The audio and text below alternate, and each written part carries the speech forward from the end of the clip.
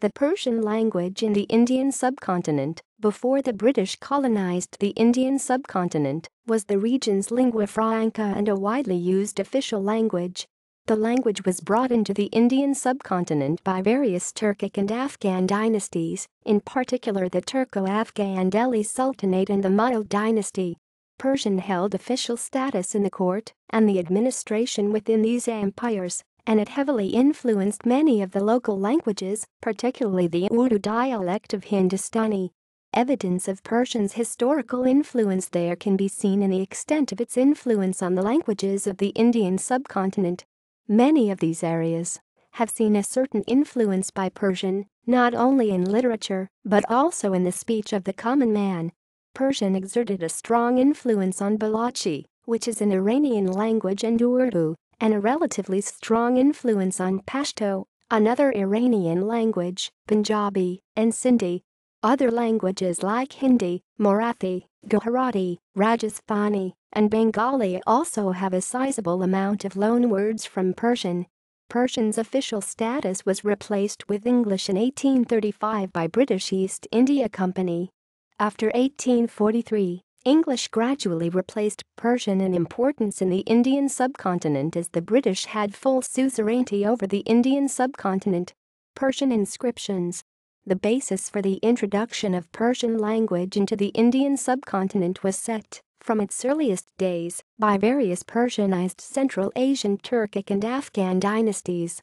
Thus, when the early Turks, Afghans, and Turko-Persians imported the language to the Indian subcontinent, they laid the basis for its patronization in the centuries to come, notably by the Delhi Sultanate, who were once again of Turko-Afghan origin, and the Mughals, who were of Turko-Mongol origin. There are many stone carvings and plasters of Persian inscriptions in India. There are also many handwritten books, mostly from the time of Humayun, a Mughal emperor who had heavy admiration for anything West Asian, and Persian in particular. Humayun lost Mughal territories to the Pashtun noble, Sher Shah Suri, but, with the aid of the powerful West Asian Safavids, regained them 15 years later. Humayun's return from Persia, accompanied by a large retinue of Persian noblemen, signaled an important change in Mughal court culture, as the Central Asian origins of the dynasty were largely overshadowed by the influences of Persian art, architecture, language, and literature.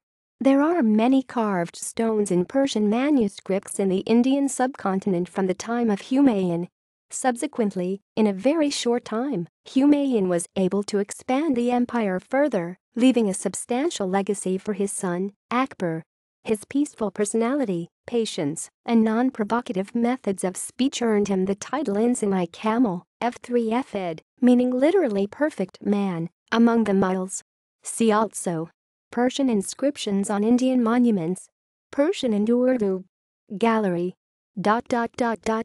References. Further reading.